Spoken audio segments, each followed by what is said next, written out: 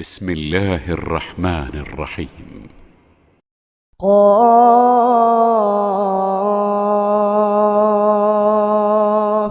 والقرآن المجيد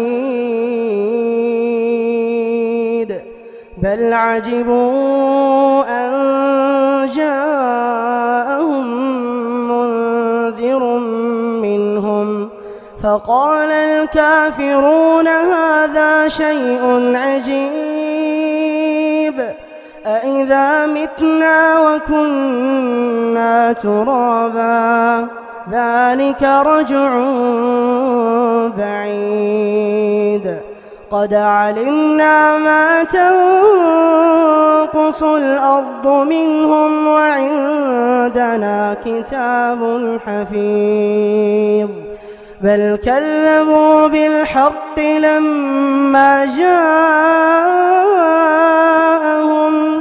فهم في أمر مريج. അസ്സലാമു അലൈക്കും വറഹ്മത്തുള്ളാഹി വബറകാതുഹു.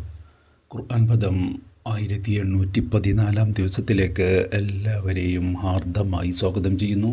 വിശുദ്ധ ഖുർആനിലെ 50-ാമത്തെ അധ്യായമായ സൂറത്തുൽ ഖാഫിനെ പരിചയപ്പെടുത്തിക്കൊണ്ടുള്ള പഠനമാണ് ഇന്ന് നിർവഹിക്കുന്നത്.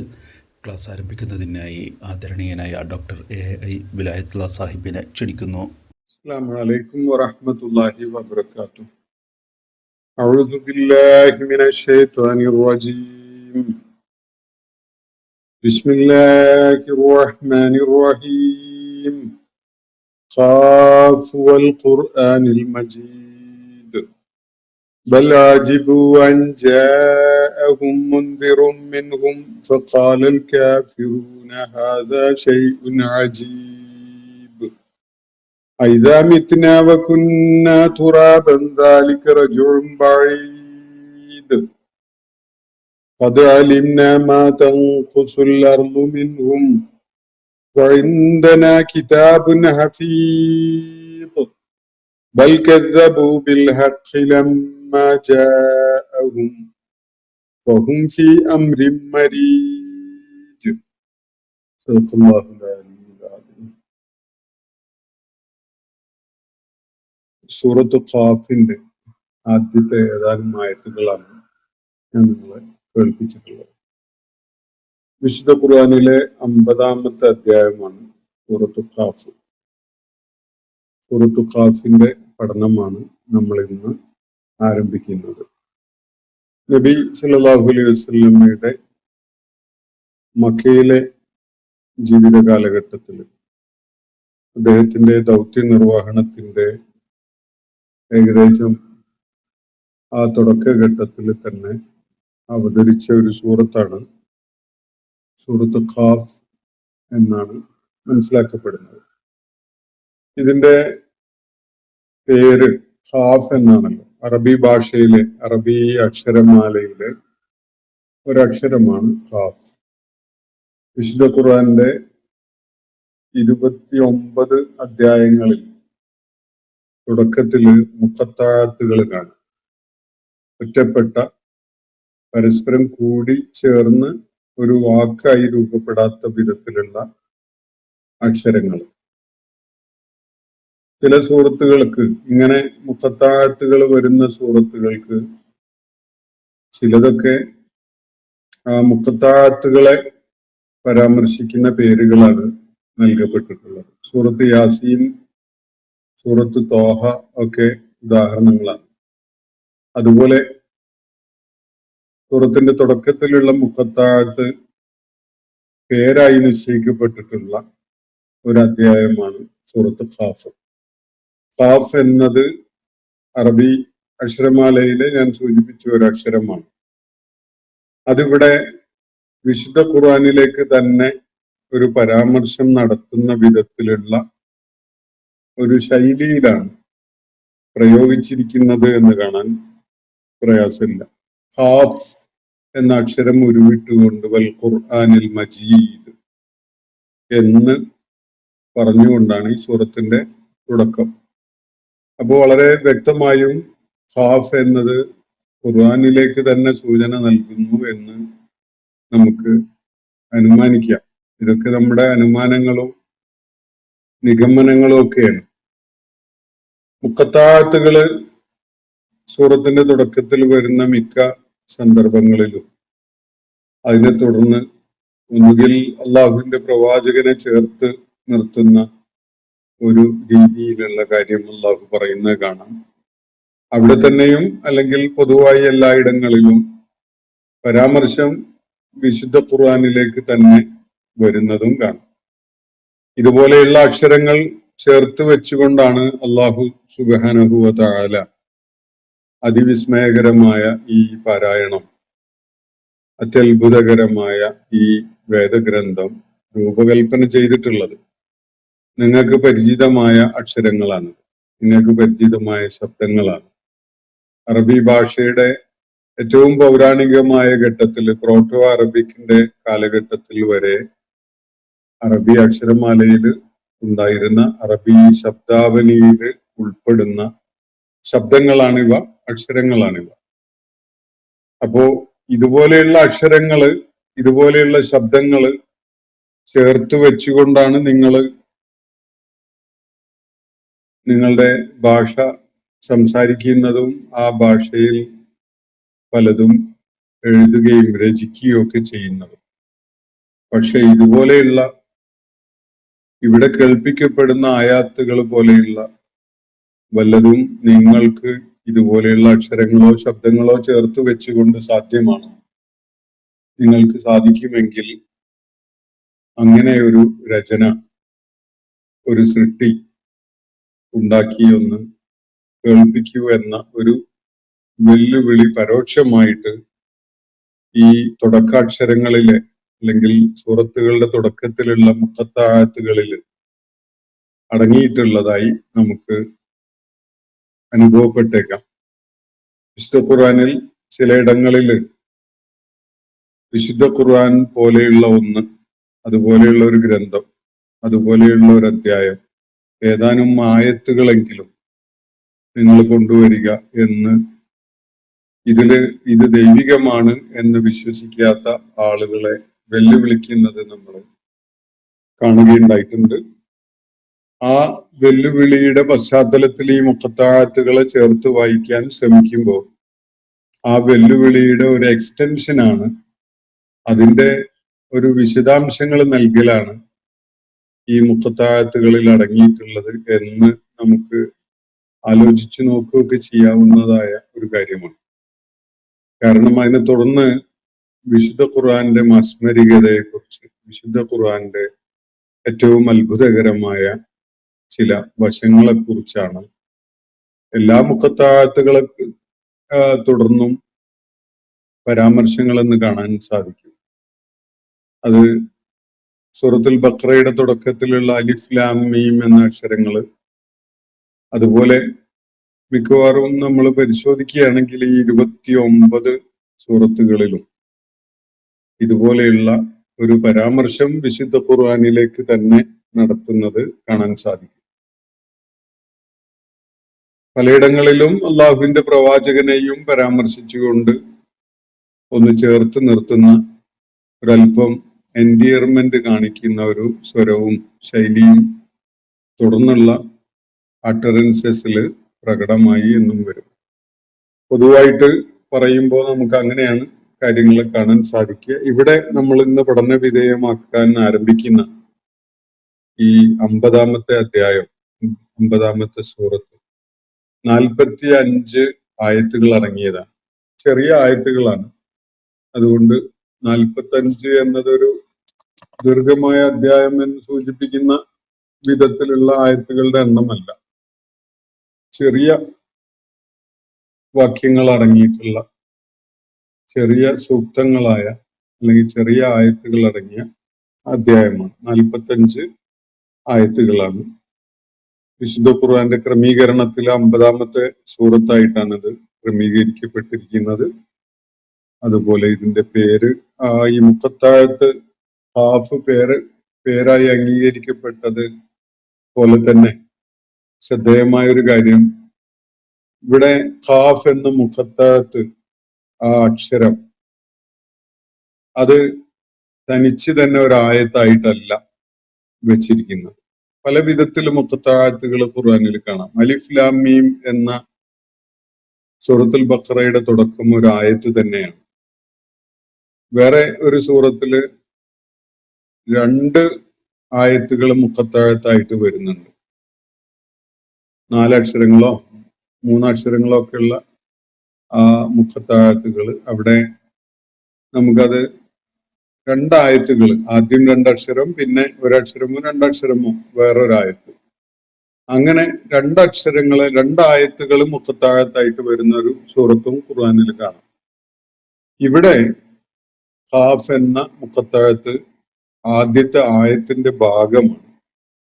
ഖാഫ് വൽ ഖുർആനിൽ മജീദ് എന്നതാണ്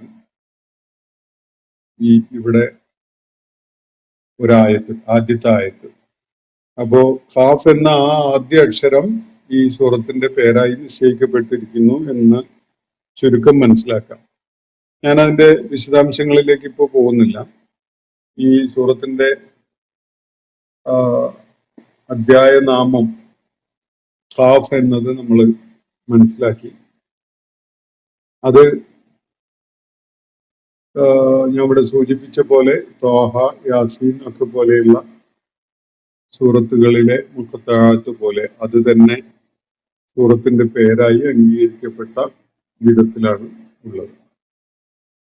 ഈ സൂറത്തിന്റെ അവതരണം യഥാർത്ഥത്തിലെ ഹദീസുകളിലോ ചരിത്ര സ്രോതസ്സുകളിലോ ഒന്നും ഏത് ഘട്ടത്തിലാണ് എന്നത് വ്യക്തമായി പറയാൻ പറ്റുന്ന വിധത്തിലുള്ള പരാമർശങ്ങളൊന്നും അതിനെക്കുറിച്ചില്ല. പക്ഷെ ഇതിന്റെ ഉള്ളടക്കം സൂക്ഷ്മമായിട്ട് പരിശോധിക്കുമ്പോൾ ഇത് ഏത് കാലഘട്ടത്തിൽ അവതരിച്ചതാണ് എന്നത് കൃത്യമായിട്ട് നമുക്ക് ഒരു ധാരണയിലേക്ക് എത്താൻ സാധിക്കും. അത് ഇപ്രകാരമാണ്. നബി സല്ലല്ലാഹു അലൈഹി വസല്ലമയുടെ മക്കയിലെ ദൗത്യ നിർവഹണ കാലത്തെ 4 ഘട്ടങ്ങളായിട്ട് കാണുകയാണെങ്കിൽ, അങ്ങനെ ഒരു വിഭജനം പ്രമുഖനായ ഒരു ഖുർആൻ പണ്ഡിതൻ അല്ലെങ്കിൽ ഖുർആൻ മുഫസ്സിർ നടത്തിയത് കാണാം. അദ്ദേഹത്തിന്റെ ഈ സൂറത്തുകളുടെ വിശകലനത്തിന്റെ സൗകര്യത്തിന് വേണ്ടി നബി സല്ലല്ലാഹു അലൈഹി വസല്ലമയുടെ ഹിജ്റക്ക് മുമ്പുള്ള ദൗത്യ നിർവഹണ കാലത്തെ 4 ഘട്ടങ്ങളായിട്ട് അദ്ദേഹം വിഭജിച്ചത് കാണാം. അതിലെ ആദ്യത്തെ 3 വർഷങ്ങളുടെ കാലം എന്ന് പറയുന്നത് നബി സല്ലല്ലാഹു അലൈഹി വസല്ലം രഹസ്യ പ്രബോധനം നടത്തിയ കാലമാണ്. വളരെ അടുത്ത ആളുകളെ, ബന്ധുക്കളെ, വളരെ അടുത്ത സുഹൃത്തുക്കളെ മാത്രം അള്ളാഹുവിന്റെ ദീനിലേക്ക് അദ്ദേഹം പ്രബോധനം ചെയ്ത് അവരെ തന്റെ അള്ളാഹു നിയോഗിച്ച ദൗത്യം അവരെ അറിയിക്കുകയും ആ ജീവിത മാർഗത്തിലേക്ക് അവരോട് കടന്നു വരാൻ ആവശ്യപ്പെടുകയൊക്കെ ചെയ്തുകൊണ്ടുള്ള വളരെ രഹസ്യമായ പ്രബോധന പ്രവർത്തനം നടത്തിയിരുന്ന ഒരു കാലമാണ് ആദ്യത്തെ 3 വർഷം. അതിനെ തുടർന്നുള്ള സമയം അത് ഹിജ്റ 3-ാം വർഷം മുതൽ, ഹിജ്റ അല്ല, നുബുവത്തിന്റെ 3-ാം വർഷം മുതൽ നുബുവത്തിന്റെ 5-ാം വർഷം വരെയുള്ള ഹ്രസ്വമായ ഒരു കാലമാണ്. 3-ാം വർഷം അവസാനിക്കുന്നതിന്റെ മുമ്പായിട്ടാണ് അള്ളാഹുവിന്റെ പ്രവാചകൻ പരസ്യമായ പ്രബോധന ദൗത്യം നിർവഹിച്ചു തുടങ്ങുന്നത്. അതോടെ എതിർപ്പുകളും ശത്രുതയും അദ്ദേഹത്തിന് മാർഗതടസ്സങ്ങൾ ഉണ്ടാക്കുന്ന വിധത്തിലുള്ള പ്രതികരണങ്ങളും ഒക്കെ ധാരാളമായിട്ട് രംഗം കൈയടക്കുകയാണ് ചെയ്യുന്നത്. അപ്പോ ഈ സൂറത്ത് അവതരിക്കുന്നത് ഈ 2ാമത്തെ ഘട്ടത്തിലാണ്. ഹിജ്റ 3-ാം വർഷത്തിനും 5-ാം വർഷത്തിനും ഇടയ്ക്കുള്ള ആ 2ാം ഘട്ടം എന്ന് പറഞ്ഞാൽ പരസ്യ പ്രബോധനം ആരംഭിച്ച് അതിനോടുള്ള പ്രതികരണം രൂക്ഷമായി ശത്രുതയും വിദ്വേഷവും ഒക്കെ ജനിപ്പിക്കുന്ന വിധത്തിലുള്ള ശത്രുതാപരമായ പ്രതികരണങ്ങൾ ആളുകളിൽ നിന്ന് ഉണ്ടായി തുടങ്ങിയ ആ ഘട്ടം. ആ ഘട്ടത്തിലാണ് ഈ സൂറത്തിന്റെ അവതരണം എന്ന് കാണാം. മാത്രവുമല്ല, ഈ സൂറത്ത് മക്കയിൽ അവതരിച്ച സൂറത്തുകളുടെ കൂട്ടത്തിലെ അടിസ്ഥാന തത്വങ്ങൾ, ഇസ്ലാമിന്റെ അടിസ്ഥാന വിശ്വാസങ്ങളെ ഉയർത്തി കാണിക്കുന്ന സൂറത്തുകളിൽ ഒന്നാണ്. ഇസ്ലാമിന്റെ അടിസ്ഥാന വിശ്വാസങ്ങൾ എന്ന് പറയുമ്പോൾ അള്ളാഹുവിന്റെ ഏകത്വം, ഈ പ്രപഞ്ച സാകല്യത്തിന് ഏകനായ ഒരു തമ്പുരാനുണ്ട്, ഒരു റബ്ബുണ്ട് എന്ന കാര്യം. അവൻ മാത്രമേ ഉള്ളൂ ദിവ്യത്വമുള്ളവൻ. അവൻ മാത്രമാണ് മനുഷ്യന് വിധേയപ്പെടാനുള്ള അർഹതയുള്ളവൻ എന്ന കാര്യമാണ് ഒന്നാമത്തെ കാര്യം, തൗഹീദാണ്.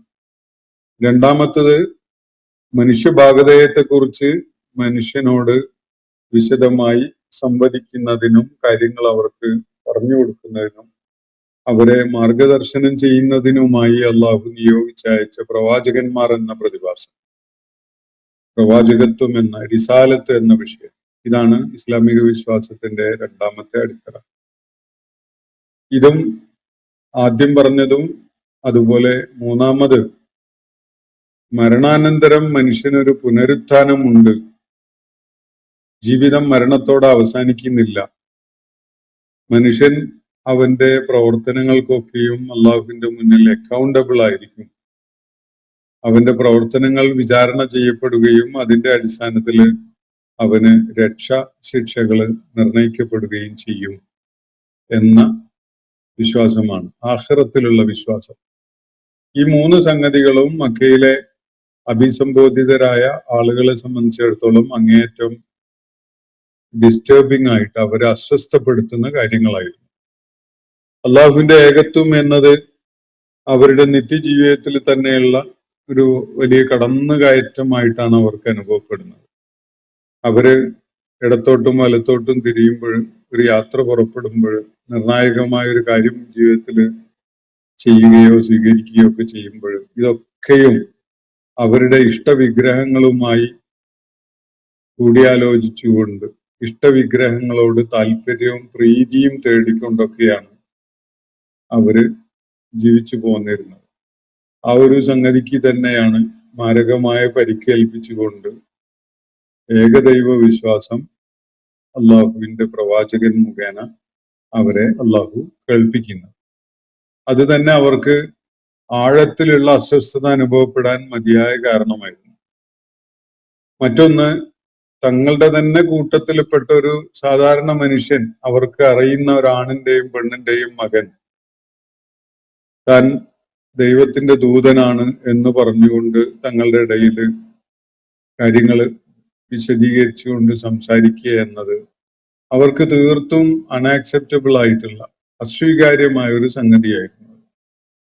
തങ്ങളുടെ തന്നെ കൂട്ടത്തിൽ ഒരുവൻ പ്രവാചകനാവുക, എന്നിട്ട് അയാള് നിത്യജീവിതത്തിൽ സാധാരണ ജനങ്ങളെ പോലെ ജീവിത വ്യവഹാരങ്ങളിലൊക്കെ ഏർപ്പെട്ട് ജീവിക്കുക, അയാള് ദൈവിക സന്ദേശം ലഭിച്ചുകൊണ്ടിരിക്കുന്ന ആളാണെന്ന് അവകാശപ്പെടുക, ഇതൊക്കെ അങ്ങേയറ്റം വഞ്ചനാത്മകമായ ഒരു സംഗതിയാണ് എന്നാണ് അവരുടെ പ്രതികരണം. അതൊക്കെ ആ നിലക്കാണ് അവരതിനോട് പ്രതികരിക്കുന്നത്. അതിനേക്കാളൊക്കെ ഏറെ അവരെ സംബന്ധിച്ചിടത്തോളം ഏറ്റവും കൂടുതലായി അസ്വസ്ഥത സൃഷ്ടിച്ചത് മരിച്ച് ശരീരവും അതുപോലെ അസ്ഥികളും ഒക്കെ ദ്രവിച്ച് മണ്ണിന്റെ ഭാഗമായി മാറിയതിനു ശേഷം ഇതൊക്കെയും പുനഃസംഘടിപ്പിക്കപ്പെട്ട് മനുഷ്യൻ പുനരുജ്ജീവിപ്പിക്കപ്പെട്ടും ഒരു പുനരുത്ഥാനമുണ്ട് എന്ന കാര്യം, അതുപോലെ പുനരുത്ഥാനത്തിനെ തുടർന്ന് ഒരു പാരത്രിക ജീവിതമുണ്ട്. ആ ഘട്ടത്തില്, അതിന്റെ ആദ്യഘട്ടത്തില് ഓരോരുത്തരുടെയും കർമ്മങ്ങളെ, നിലപാടുകളെ ഒക്കെ വിലയിരുത്തുന്ന ഒരു വിചാരണയുണ്ടാകും. അതിന്റെ അടിസ്ഥാനത്തിൽ അള്ളാഹുവിന്റെ തൃപ്തി നേടിയവർ സ്വർഗീയ ആരാമങ്ങളിലേക്കും അള്ളാഹുവിന്റെ അതൃപ്തിയും കോപവും ഏറ്റുവാങ്ങിയവർ നിത്യ ദുരിതങ്ങളുടെ നരകത്തിലേക്കും പോകേണ്ടി വരും എന്ന് പറയുന്ന പാരത്രിക ലോക വിശ്വാസം. ഇത് അവരെ സംബന്ധിച്ചിടത്തോളം തീർത്തും അസ്വീകാര്യമായ ഒരു സംഗതിയായിരുന്നു.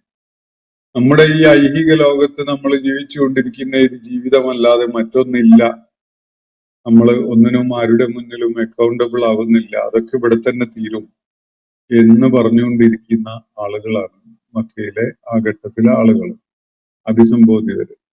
അവർക്ക് ഈ ആഖിറത്തിലുള്ള വിശ്വാസം എന്നൊരു സംഗതി തീർത്തും അസ്വീകാര്യമായിരുന്നു എന്നതാണ് വസ്തുത. അപ്പോ ഈ കാര്യങ്ങളാണ് ഈ സൂറത്തിന്റെ മുഖ്യമായ ഉള്ളടക്കം എന്നത് നമുക്ക് മനസ്സിലാക്കാൻ സാധിക്കും. ഇക്കാര്യം പരാമർശിക്കുന്നത് കൂടുതലായിട്ടും ഈ കാര്യങ്ങൾ ചർച്ച ചെയ്യപ്പെടുന്നത് മക്കയിൽ അവതരിച്ച സൂറത്തുകളിലാണ്. അതിലെ ഈ എതിർപ്പും ശത്രുതയും ഒക്കെ വർദ്ധിച്ചു വന്ന രണ്ടാം ഘട്ടത്തിലാണ് ഈ സൂറത്ത് അവതരിച്ചിട്ടുള്ളത് എന്നതും നമുക്ക് കാണാവുന്നതാണ്. ഈ സൂറത്തിന് നബി സല്ലല്ലാഹു അലൈഹി വസല്ലം വലിയ പ്രാധാന്യം കൽപ്പിച്ചിരുന്നു. അദ്ദേഹം ഈദ് നമസ്കാരത്തിന് സൂറത്ത് ഖാഫ് പതിവായി പാരായണം ചെയ്യാറുണ്ടായിരുന്നു എന്ന് ഒരു ഹദീസ് സൂചിപ്പിക്കുന്നുണ്ട്.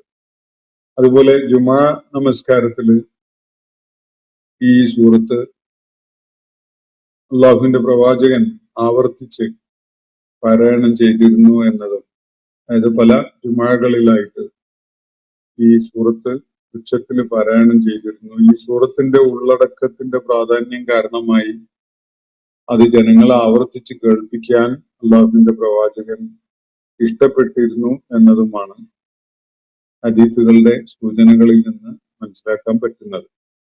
ഉമ്മു ഹിഷാം റളിയല്ലാഹു അൻഹ നബി സല്ലല്ലാഹു അലൈഹി വസല്ലമയുടെ അയൽവാസിയായി ജീവിച്ചിരുന്ന ഒരു വ്യക്തിയാണ്.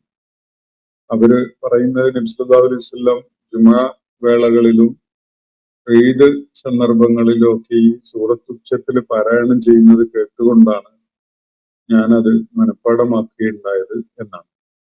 എന്തായാലും ഈ സൂറത്തിന് നബി സല്ലല്ലാഹു അലൈഹി വസല്ലം വലിയ പ്രാധാന്യം കൽപ്പിച്ചിരുന്നു. വിശേഷിച്ച് മക്കയിലെ നബി സല്ലല്ലാഹു അലൈഹി വസല്ലമയുടെ ജീവിത കാലഘട്ടത്തിൽ നബി സല്ലല്ലാഹു അലൈഹി വസല്ലം ജനങ്ങളെ അത് ആവർത്തിച്ച് കേൾപ്പിക്കുകയുണ്ടായിട്ടുണ്ട് എന്നതാണ് മനസ്സിലാക്കാൻ സാധിക്കുന്ന ഒരു കാര്യം.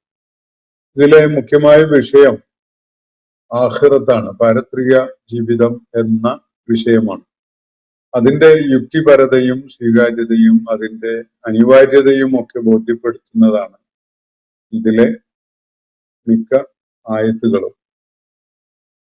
അപ്പോ ജനങ്ങൾക്ക് ഏറ്റവും അസ്വീകാര്യമായിരുന്നതും അരോചകമായിരുന്നതും ഇങ്ങനെ ഒരു മരണാനന്തരമുള്ള ഒരു ഉയർത്തെഴുന്നേൽപ്പാണ്. അവരതൊരിക്കലും ഉണ്ടാവുകയില്ല. വിചാരണ എന്നതൊക്കെ ഈ ഐഹിക ജീവിതത്തിൽ അങ്ങ് കഴിഞ്ഞു തീർന്നു പോകുന്ന ഒരു കാര്യമാണ്, അതല്ലാത്ത വേറെ ഒന്നും വരാനില്ല എന്നൊക്കെയാണ് അവര് കരുതിയിരുന്നത്. പക്ഷെ ഇങ്ങനെ മരണശേഷം ഉയർത്തെഴുന്നേൽപ്പിക്കപ്പെടും എന്ന് പറഞ്ഞുകൊണ്ട് അതിനുശേഷം മനുഷ്യര് ഓരോരുത്തരും തന്നെ അള്ളാഹുവിനോട് തന്റെ കർമ്മങ്ങളുടെ പേരിൽ, നിലപാടുകളുടെ പേരിൽ അക്കൗണ്ടബിൾ ആയിരിക്കും എന്ന് പറയുന്നത് അവര് അതിനെ ഒരു വിടുവായത്വം പറച്ചിലായിട്ട്, അതുപോലെ ബുദ്ധിക്ക് നിരക്കാത്തൊരു കാര്യമായിട്ട് ഒക്കെയാണ് പരാമർശിച്ചിരുന്നത്. നബി സല്ലല്ലാഹു അലൈഹി വസല്ലം ഇങ്ങനെ ചെയ്തുകൊണ്ടിരുന്ന സംഗതിയെ. എന്തായാലും അവരുടെ ചോദ്യത്തിന്റെ മർമ്മം ഇതാണ്: ശരീരം മരണശേഷം ശരീരം മണ്ണിൽ വെച്ച് അത് ദ്രവിച്ച് മണ്ണിന്റെ ഭാഗമായി മാറിക്കഴിഞ്ഞതിന് ശേഷം പലയിടങ്ങളിലുമായിട്ട് കിടക്കുന്ന ശരീരാവശിഷ്ടങ്ങളുടെ ദ്രവിച്ച അതിന്റെ ബാക്കി ഘടകങ്ങൾ, ചിലപ്പോ വളരെ സൂക്ഷ്മമായ കണികകളൊക്കെ ആയിരിക്കാം ഉണ്ടാവുക. അതൊക്കെയും സംയോജിപ്പിച്ചു കൊണ്ടുവന്ന് മനുഷ്യൻ വീണ്ടും പുനരുജ്ജീവിപ്പിക്കപ്പെടുമെന്നാണോ മുഹമ്മദ് പറഞ്ഞുകൊണ്ടിരിക്കുന്നത് എന്നതാണ് അവരുടെ ചോദ്യം. അപ്പോ വളരെ ചെറിയ വാക്കുകളിലായിട്ട് സംക്ഷിപ്തമായി ഈ കാര്യം സംഭവ്യം തന്നെയാണ്, അതിന് തികഞ്ഞ സാധ്യത തന്നെയാണ് ഉള്ളത് എന്ന കാര്യം തെളിവുകളുടെ പിൻബലത്തോടെ സമർത്ഥിക്കുകയാണ് ഈ സൂറത്തിൽ അല്ലാഹു സുബ്ഹാനഹു വ തആല. ഈ യാഥാർത്ഥ്യത്തില് യാതൊരു ഇടപെടലിനും ഒരു മാറ്റവും ഉണ്ടാക്കാൻ സാധിക്കുകയില്ല എന്ന് താക്കീത് ചെയ്യുന്നതും നമുക്ക് കാണാൻ സാധിക്കും. അപ്പോ ഇവരുടെ ചോദ്യം ഇതാണ്: പൊട്ടും പൊടിയുമായി മണ്ണിൽ ദ്രവിച്ച് അലിഞ്ഞു പോയിട്ടുള്ള മനുഷ്യ ശരീരം അത് പുനഃസംഘടിപ്പിച്ച് വീണ്ടും മനുഷ്യനെ ജീവിതത്തിലേക്ക് കൊണ്ടുവരാൻ സാധിക്കുമെന്നോ എന്നാണ് അവരുടെ ചോദ്യം. അപ്പോ അള്ളാഹു ഒരു സൂചന നൽകുന്നത് ഈ നമ്മുടെ വായിച്ചു വെച്ച തുടക്കത്തിലുള്ള ആയത്തുകളിൽ തന്നെ അത് അടങ്ങിയിട്ടുള്ളത് കാണാം. അപ്പോ ഇവയൊക്കെയും തന്നെ എവിടെയൊക്കെയാണ് മനുഷ്യ ശരീരാവശിഷ്ടങ്ങള് ഭൂമി തിന്നുപോയതും അല്ലാതെ ദ്രവിക്കാതെ അലിഞ്ഞു പോകാതെ കിടക്കുന്നതും ഒക്കെ ആയിട്ടുള്ളത്, എവിടെയൊക്കെയാണോ ഉള്ളത് അതിലോരോ കോശവും തന്നെ പുനഃസംഘടിപ്പിക്കപ്പെടുകയും അവയൊക്കെ പഴയ രൂപത്തില് ശരീരത്തോടു കൂടി തന്നെ മനുഷ്യനെ പുനരുജ്ജീവിപ്പിക്കുകയും ചെയ്യപ്പെടുന്ന ഘട്ടത്തിലെല്ലാം സമ്മേളിപ്പിക്കപ്പെട്ടിട്ടുണ്ടാകും എന്നതാണ് ഇവിടെ വ്യക്തമാക്കപ്പെടുന്ന ഒരു കാര്യം. അപ്പോ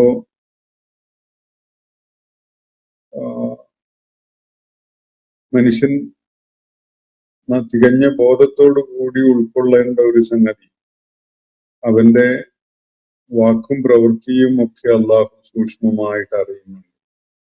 മലക്കുകൾ അവയൊക്കെയും തന്നെ രേഖപ്പെടുത്തി വെക്കുന്നുമുണ്ട്. സമയമാകുമ്പോൾ വെളിയെത്തുമ്പോ മഴ വീണ മണ്ണിൽ നിന്ന് ജീവൻ കിളിർത്തു വരുന്നത് പോലെ മനുഷ്യൻ ഈ മണ്ണിൽ നിന്ന് ഉയർത്തെഴുന്നേറ്റ് വരും എന്നാണ് ഖുർആൻ ഈ സൂറത്തിൽ വ്യക്തമാക്കുന്ന ഒരു കാര്യം. അന്ന് മനുഷ്യന് വിസ്മൃതി ഉണ്ടാവുകയില്ല. വിസ്മൃതിയുടെ ആവരണം അല്ലെങ്കിൽ ആ തിരശ്ശീല നീങ്ങിയിട്ടുണ്ടാവും. അവനെല്ലാം ഓർമ്മയുണ്ടാകും. തുടക്കം മുതലുള്ള കാര്യങ്ങളൊക്കെയും അവന്റെ ഓർമ്മയിലേക്ക് വന്നെത്തും. നിഷേധിച്ച ആളുകളൊക്കെ തന്നെ സ്വന്തം ദൃഷ്ടികൾ കൊണ്ട് അവരുടെ പ്രവർത്തനങ്ങളും അവർ ചെയ്ത കാര്യങ്ങളും ഒക്കെ അവരുടെ നിലപാടുകളും ഒക്കെ കാണാൻ അവസരം ഉണ്ടാവും. അതുപോലെ സ്വർഗനരകങ്ങൾ അവയെക്കുറിച്ച് അള്ളാഹു മുൻകൂട്ടി പറഞ്ഞു തന്നിട്ടുള്ളതാണ്. അവയൊക്കെയും തന്നെ യാഥാർത്ഥ്യമാണ് എന്നത് കൺമുന്നിൽ കണ്ട് അവർക്ക് ബോധ്യപ്പെടും. അപ്പോ കരുണാമയനായ റബ്ബിനെ ഭയന്ന് സന്മാർഗത്തില് നിലക്കൊണ്ട ആളുകൾ, സത്യമാർഗത്തില് നിലക്കൊണ്ട ആളുകൾ, അവര് സ്വർഗത്തിലേക്ക് എത്തിച്ചേരാൻ സാധിക്കുന്ന വിധത്തിൽ അവരുടെ കൺമുന്നിൽ സ്വർഗം പ്രത്യക്ഷപ്പെടുന്നു. അവരങ്ങോട്ട് നേരെ നീങ്ങും. അതുപോലെ അതിന് കൂട്ടാക്കാതിരുന്നവർ അള്ളാഹു താക്കീത് ചെയ്ത ഏറ്റവും ഭീകരമായ ശിക്ഷ ഏറ്റുവാങ്ങേണ്ടി വരികയും ചെയ്യും. ഇതാണ് വളരെ വ്യക്തതയോടുകൂടി ഖുർആൻ ഈ സൂറത്തില് പ്രതിപാദിക്കുന്ന കാര്യം. അപ്പോ സൂറത്തിന്റെ പേര് ഖാഫ്, അത് ഒന്നാമത്തെ ആയത്തിന്റെ ഭാഗമായ മുഖത്താഴത്ത് ഖാഫ് എന്ന അക്ഷരം തന്നെയാണ്. ഇതിന്റെ അവതരണം മക്കയിൽ നുബുവത്ത് ലഭിച്ച് വളരെ വൈകാതെ 2-3 വർഷങ്ങൾ പിന്നിടുന്നതോടുകൂടി തന്നെ അവതരിച്ചതാവാനാണ് സാധ്യത എന്നാണ് മനസ്സിലാക്കപ്പെടുന്നത്. ഇതിലെ മുഖ്യമായ ഉള്ളടക്കം 3 അടിസ്ഥാന കാര്യങ്ങളിൽ, വിശ്വാസപരമായ അടിസ്ഥാനങ്ങളിൽ മൂന്നാമത്തെ വിഷയമായ ആഖിറത്ത് എന്നതാണ്, അതിന്റെ അനിവാര്യത എന്നതാണ് ഈ സൂറത്ത് വളരെ പ്രാധാന്യപൂർവം ഉയർത്തി കാണിക്കുന്നത് എന്നതും നമുക്ക് കാണാൻ കഴിയും. ഇത്രയുമാണ് ഈ സൂറത്തിനെ പരിചയപ്പെടുത്തിക്കൊണ്ട് സംസാരിക്കാൻ ഉദ്ദേശിച്ചിട്ടുള്ളത്. ഇനി ഇന്നലെ സൂറത്തുൽ ഹുജറാത്തുമായി ബന്ധപ്പെട്ടുകൊണ്ടുള്ള ഒരു ചോദ്യം ഉന്നയിക്കപ്പെട്ടത് നമ്മുടെ ഗ്രൂപ്പിൽ വന്നതുണ്ടായിരുന്നു. ഞാൻ അതിനോട് ഒരു പ്രതികരണം നടത്തിക്കൊണ്ട് ഇന്നത്തെ സെഷൻ അവസാനിപ്പിക്കാമെന്നാണ് വിചാരിക്കുന്നത്. ചോദ്യം ഇങ്ങനെയാണ്: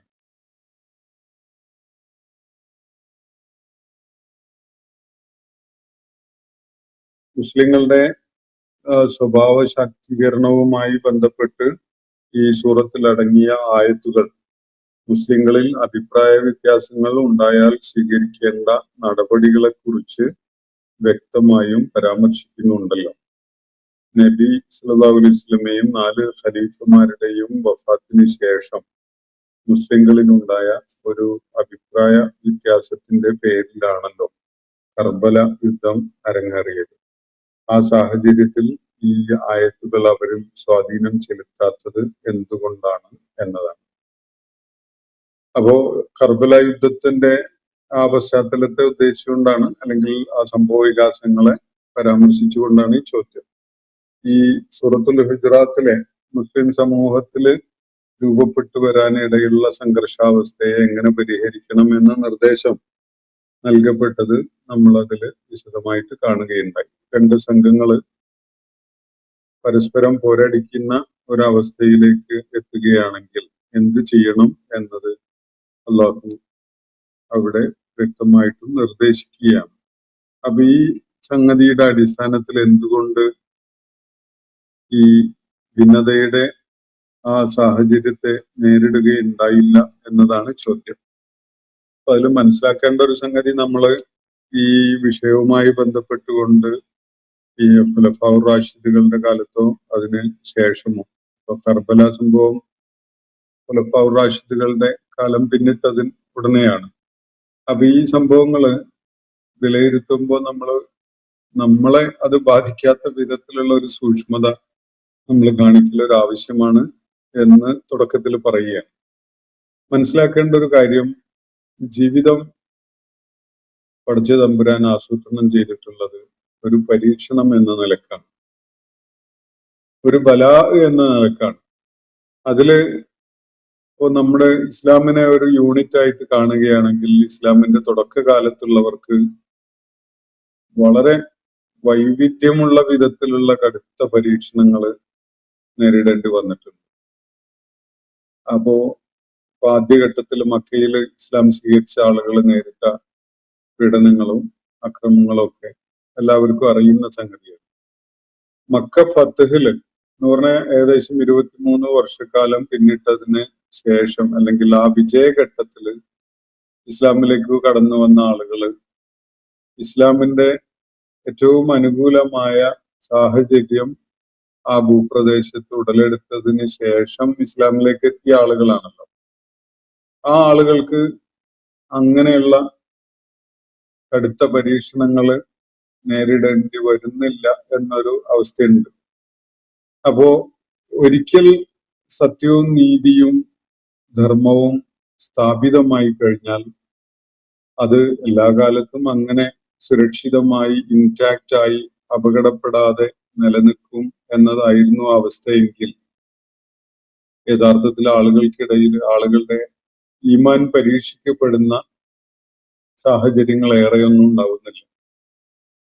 അപ്പോ നബി സല്ലല്ലാഹു അലൈഹി വസല്ലമയിലൂടെ, അദ്ദേഹത്തിന്റെ പ്രയത്നത്തിലൂടെ ഇസ്ലാമിനെ ഏറ്റവും ഗംഭീരമായ ഒരു വിജയമാക്കി മാറ്റിയതിനെ തുടർന്ന് സ്വാഭാവികമായിട്ടും അള്ളാഹു മനുഷ്യ ജീവിതത്തെ പരീക്ഷണമായിട്ട് കാണുന്നു എന്നതിനാൽ തന്നെ അവസ്ഥയിൽ മാറ്റം ഉണ്ടാവും, സാഹചര്യങ്ങളിൽ മാറ്റം ഉണ്ടാവും, പുതിയ വെല്ലുവിളികൾ ഉണ്ടാവും. അപ്പൊ ഈ വെല്ലുവിളികളുടെയും പ്രതിസന്ധികളുടെയും ഒക്കെ ഘട്ടങ്ങളിൽ ആരാണ് അള്ളാഹുവും അവന്റെ പ്രവാചകനും നൽകിയ മാർഗദർശനത്തിനെ അടിസ്ഥാനപ്പെടുത്തിക്കൊണ്ട് യാതൊരു സ്വാർത്ഥമായ താല്പര്യങ്ങൾക്കും വേണ്ടി നിലക്കൊള്ളാതെ വളരെ തലയെടുപ്പോടുകൂടി തല ഉയർത്തി നിൽക്കാൻ സന്നദ്ധരാവുന്നത്, മറിച്ച് താല്പര്യങ്ങളുടെ പുറകെ പോകുന്നത് ആരാണ് എന്നതൊക്കെ അള്ളാഹു തീർച്ചയായിട്ടും വേർതിരിക്കുന്ന വിധത്തില് അവരെ പരീക്ഷണത്തിന് വിധേയമാക്കും. അത് നിരന്തരം നടന്നുകൊണ്ടിരിക്കും. ചരിത്രത്തിലുടനീളം അത് നടക്കുകയുണ്ടായിട്ടുണ്ട്, ഇനിയുള്ള കാലത്തും അതുണ്ടാവും. അപ്പോ പരീക്ഷണങ്ങൾ സംഭവിക്കാതെ ഒരിക്കല് സത്യവും നീതിയും ധർമ്മവും ഒക്കെ സ്ഥാപിതമായി കഴിഞ്ഞാൽ പിന്നെ ലോകാവസാനം വരെ അത് യാതൊരു ഡാമേജും കൂടാതെ അങ്ങനെ നിലനിൽക്കും എന്നല്ല. അവസ്ഥകളിൽ മാറ്റം ഉണ്ടാകും. ചിലപ്പോ നമ്മൾ ശ്രദ്ധിച്ചിട്ടില്ലേ, നല്ല മാതാപിതാക്കളുടെ മക്കളുടെ കൂട്ടത്തില് ഒരുത്തൻ അല്ലെങ്കിൽ ഒരുത്തി കുഴപ്പക്കാരനായി മാറുകയും കുടുംബത്തില് അത് വലിയ അസ്വസ്ഥത ഉണ്ടാക്കുകയൊക്കെ ചെയ്യുന്ന അവസ്ഥകൾ ഉണ്ടാവാറുണ്ട്. ഇത് ബാക്കിയുള്ളവർക്കൊക്കെയും വലിയൊരു പരീക്ഷണമായിരിക്കും. അത് സഹനം അവലംബിക്കാൻ, അതുപോലെ ക്ഷമ കൈക്കൊള്ളാൻ, അതുപോലെ എന്ത് പ്രലോഭനങ്ങൾ ഉണ്ടായാലും ഹക്കിന്റെ മാർഗത്തിൽ നിന്ന് വ്യതിചലിക്കാതിരിക്കാൻ ഒക്കെ അത്തരം കാര്യങ്ങളിൽ ദൃഢമായ നിലപാടുകളോടുകൂടി നിലകൊള്ളാൻ സാധിക്കുമോ ഇല്ലയോ എന്ന വിധത്തിലുള്ള പരീക്ഷണങ്ങൾ അവർ നേരിടുന്നതാണ്. സമാനമായ വിധത്തിലുള്ള ഒരു സംഭവ വികാസമാണ് യഥാർത്ഥത്തിൽ ഈ ഖുലഫാഉർ റാഷിദുകളുടെ തൊട്ടുടനെയായുള്ള കാലത്ത്, യഥാർത്ഥത്തിൽ അലി റളിയല്ലാഹു അൻഹുവിന്റെ കാലം മുതൽ തന്നെ ആ സങ്കീർണത രൂക്ഷമാവുന്നുണ്ട്. അവിടെ പ്രത്യേകിച്ച് ഇസ്ലാമിന്റെ ആദ്യ ഘട്ടത്തിലെ ത്യാഗ പരിശ്രമങ്ങൾക്ക് അവസരം ഉണ്ടായിട്ടില്ലാത്ത ആളുകളിൽ പലരും, അള്ളാഹുവിന്റെ പ്രവാചകന്റെ പാഠശാലയിൽ തസ്കിയത്ത് വേണ്ട വിധത്തിൽ ലഭിച്ചിട്ടില്ലാത്ത പലരും പല വിധത്തിലുള്ള അക്രമങ്ങളുടെയും വഴിയെ പോകുന്നതും പല താല്പര്യങ്ങളുടെയും ആളുകളായി മാറുന്നതും ഒക്കെ നമുക്ക് കാണാൻ സാധിക്കുന്നുണ്ട്. നമ്മൾ അവരെ ഒരു ക്ലിനിക്കൽ എക്സാമിനേഷന് വിധേയമാക്കുകയല്ല. പക്ഷെ ചരിത്രം പരിശോധിക്കുമ്പോൾ മനസ്സിലാവുന്നത് ശരിയുടെ പക്ഷവും അക്രമത്തിന്റെ പക്ഷമൊക്കെ അവിടെ തന്നെ ഉണ്ടായിട്ടുണ്ട് എന്നതാണ്. ചില കാര്യങ്ങളിൽ വളരെ ഒരു നിലക്കും ന്യായീകരണം അർഹിക്കാത്ത വിധത്തിലുള്ള സ്വജനപക്ഷപാതിത്വവും അക്രമ മാർഗം സ്വീകരിക്കലും സ്വാർത്ഥതയും ഒക്കെ പലരെയും പിടികൂടുകയും അധികാരക്കൊതി കാരണമായിട്ട് കാര്യങ്ങളെ തന്റെ നിയന്ത്രണത്തിൽ തന്നെ വേണം എന്ന വാശിയോടുകൂടിയുള്ള പെരുമാറ്റമൊക്കെ പലരുടെ ഭാഗത്തുനിന്നും ഉണ്ടായതായിട്ട് കാണാൻ കഴിയും. അങ്ങനെയുള്ള പ്രതിസന്ധികളിലൂടെ കടന്നു പോകുമ്പോഴാണ് ഓരോരുത്തരുടെയും സമർപ്പണം അള്ളാഹുവിന് തന്നെയാണോ അല്ലേ എന്ന കാര്യം അള്ളാഹു വ്യക്തമാക്കുക, അല്ലെങ്കിൽ പരീക്ഷിച്ചറിയുക, പരീക്ഷണത്തിലൂടെ വെളിപ്പെടുക. ഇതാണ് അതിന്റെ വസ്തുത. അതുകൊണ്ട് അങ്ങനെയുള്ള ചില അനിഷ്ട സംഭവങ്ങൾ, ചിലത് എന്ന് പറഞ്ഞുകൂടാ, ഒരു പക്ഷേ ചരിത്രത്തിലെ ഏറ്റവും വേദനാജനകമായ സംഭവങ്ങളൊക്കെ ഉണ്ടാവാൻ സാഹചര്യം ഉണ്ടായിട്ടുണ്ട്. അതുപോലെയുള്ള ഒരു വഴിവിട്ടു പോകുന്ന ഇസ്ലാമിക സമൂഹത്തെ പൂർണ്ണമായിട്ടും ഹൈജാക്ക് ചെയ്തു പോകുന്ന വിധത്തിലുള്ള ചില പ്രവണതകളുടെ ലക്ഷണങ്ങൾ പ്രകടമായപ്പോഴാണ് ഹുസൈൻ റളിയല്ലാഹു അൻഹുവിന്റെ അതിനെതിരിലുള്ള ചെറുത്തുനിൽപ്പുണ്ടാവുന്നതും കർബലയിലെ ഏറ്റവും വേദനാജനകമായ സംഭവ വികാസങ്ങളൊക്കെ ഉണ്ടാവുന്നതും ഒക്കെ തന്നെ. വിശുദ്ധ ഖുർആന്റെയും നബി സല്ലല്ലാഹു അലൈഹി വസല്ലമയുടെ സുന്നത്തിന്റെയും അനുയായികൾ ആവുന്ന, അതിനുവേണ്ടിയുള്ള പ്രയത്നങ്ങളിൽ ഏർപ്പെടുന്ന നമ്മളെ സംബന്ധിച്ചിടത്തോളം ഏത് വിഷയത്തിനും ഹഖിനോടൊപ്പം മാത്രമേ നിൽക്കേണ്ടതുള്ളൂ. ആരെയും അധിക്ഷേപിക്കാനോ കുറ്റപ്പെടുത്താനോ ഒന്നും നമ്മൾ പോവേണ്ടതില്ല. നമ്മളൊന്നും അവസരം ഉണ്ടായി കഴിഞ്ഞാൽ അതിനേക്കാൾ അവരെക്കാൾ മെച്ചപ്പെട്ടവരായി കാര്യങ്ങൾ കൈകാര്യം ചെയ്ത് കളയും എന്നൊന്നും നമുക്ക് ഉറപ്പിക്കാനും വയ്യ. അള്ളാഹു സത്യത്തിനും നന്മക്കും നീതിക്കും വേണ്ടി നിലകൊള്ളുന്ന ഏറ്റവും ഉത്തമരായ ആളുകളുടെ കൂട്ടത്തിൽ നമ്മളെയും ഉൾപ്പെടുത്തട്ടെ എന്ന് നമുക്ക് പ്രാർത്ഥിക്കാം. തെറ്റുകുറ്റങ്ങൾ സംഭവിച്ചു പോയ ആളുകൾ, വളരെ ഉന്നതരായ ആളുകൾ തന്നെ അങ്ങനെയുള്ള പല പിഴവുകളിലേക്കും അതുപോലെ പതർച്ചയിലേക്കും ഒക്കെ ചെന്നുപെട്ടിട്ടുണ്ടായിരുന്നു എന്നത് ചരിത്രം വായിക്കുമ്പോൾ നമുക്ക് മനസ്സിലാവും. അത്തരം ആളുകൾക്ക് അള്ളാഹു അവരുടെ വീഴ്ചകളെ പുറത്തു കൊടുക്കുകയും അവരുടെ നന്മകൾ കൂടുതൽ പ്രതിഫലാർഹമാക്കി മാറ്റുകയും ചെയ്യുകയും അള്ളാഹുവിന്റെ വജിഹ ആഗ്രഹിച്ചുകൊണ്ട് സമർപ്പണത്തിന് സന്നദ്ധരായ ആളുകളെ അള്ളാഹു ഏറ്റവും ഉത്തമമായ വിധത്തിൽ സ്വീകരിക്കുകയും ചെയ്യുമാറാവട്ടെ എന്ന് പ്രാർത്ഥിച്ചുകൊണ്ട് ആ വിഷയം ഞാൻ അവസാനിപ്പിക്കുകയാണ്.